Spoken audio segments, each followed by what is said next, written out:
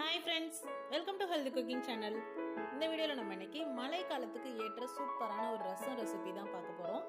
அந்த ரசம் வந்து நம்ம நெல்லிக்காய், பெரிய நெல்லிக்காய் இருக்கு இல்லையா, ஆம்லான்னு சொல்லக்கூடிய நெல்லிக்காய் பயன்படுத்தி எப்படி செய்யலாம்னு பார்க்கலாம். ஹெல்தியான ரசம் ரெசிபி ரொம்ப ஈஸியா செஞ்சிடலாம், டேஸ்டியா இருக்கும். வாங்க எப்படி செய்யலாம்னு பார்க்கலாம். ஃபர்ஸ்ட் அதுக்கு 4 டேபிள் ஸ்பூன் அளவுக்கு துவரம் பருப்பு நம்ம வேக வச்சு எடுத்துக்க போறோம். அதுக்காக குக்கர்ல சேர்த்துட்டு நல்லா தண்ணி விட்டு கழுவி எடுத்துக்கோங்க. கூடவே 2 மீடியம் சைஸ் தக்காளி, நம்ம புளி சேர்க்க போறதுல தக்காளியோட புளிப்பு மட்டும்தான் இதுக்கு இருக்க போகுது. 1/4 டீஸ்பூன் மஞ்சள் தூள், 1/2 டீஸ்பூன் அளவுக்கு விளக்கெண்ணெய் சேர்க்கிறேன். நீங்க வேற எந்த குக்கிங் ஆயில் கூட சேர்த்துக்கலாம். சேர்த்துட்டு கொஞ்சமா தண்ணி சேர்த்து குக்கர் வெயிட் போட்டு 2 விசில் விட்டு எடுத்துக்கோங்க. இப்ப பாருங்க, 2 விசில் விட்டு வந்ததுக்கு அப்புறமா காமிச்சிருக்கேன். இப்ப இந்த தக்காளி, பருப்பு இதெல்லாத்தையும் நல்லா மசிச்சு எடுத்துக்கணும். பாருங்க, இந்த அளவுக்கு நல்லா மசிச்சு வந்துடணும்.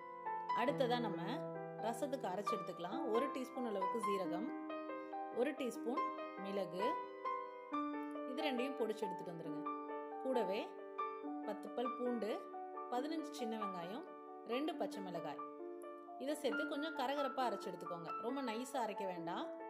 இப்போ அதை ஒரு பிளேட்க்கு ட்ரான்ஸ்ஃபர் பண்ணிடுங்க.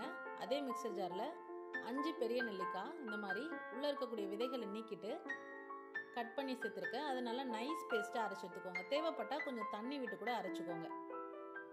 அடுத்ததாக தாளிப்பு பாத்திரலாம். எந்த பாத்திரத்தில் நம்ம ரசம் செய்ய போகிறோமோ அந்த பாத்திரத்தில் 1 டேபிள் ஸ்பூன் அளவுக்கு நல்லெண்ணெய் விட்டுக்கோங்க. எண்ணெய் சூடானதுக்கப்புறமா 1/4 டீஸ்பூன் கடுகு, ஃப்ளேவருக்காக 2 காய்ந்த மிளகாய், 2 கொத்து கருவேப்பிலை. மிளகாய் நல்லா செவக்க வறுத்துக்கணும். அடுத்ததாக நம்ம ஒன்றும் அதிகமாக பிடிச்சி வச்சிருக்கக்கூடிய அந்த பூண்டு வெங்காயம்லாம் இருக்கு இல்லையா, அந்த கலவையை சேர்த்துக்கணும். சேர்த்துட்டு ஒரு 2 நிமிஷம் எண்ணெயில் பரட்டி விடுங்க. கூடவே 1/4 டீஸ்பூன் அளவுக்கு பெருங்காயத்தூள் சேர்த்து கலந்து விட்டுக்கோங்க. அடுத்ததா நெல்லிக்காய் பேஸ்ட் இருக்கு இல்லையா, அதை சேர்த்து 2 நிமிஷம் கலந்து விடுங்க.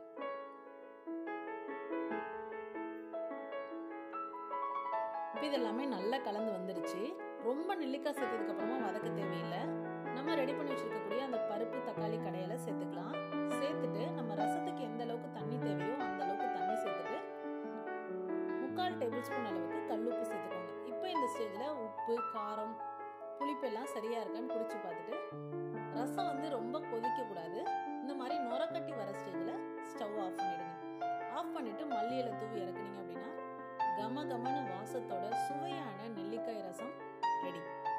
சூடான சாதத்து கூட வச்சு பரிமாறலாம். சூப்பராக இருக்கும், டேஸ்ட் நல்லா இருக்கும். ட்ரை பண்ணி பார்த்துட்டு உங்க கமெண்ட் மறக்காம சொல்லுங்க ஃப்ரெண்ட்ஸ். இது போன்ற ஹெல்தி ரெசிபிஸ்க்கு மறக்காம ஹெல்தி குக்கிங் சேனலை சப்ஸ்கிரைப் பண்ணுங்க.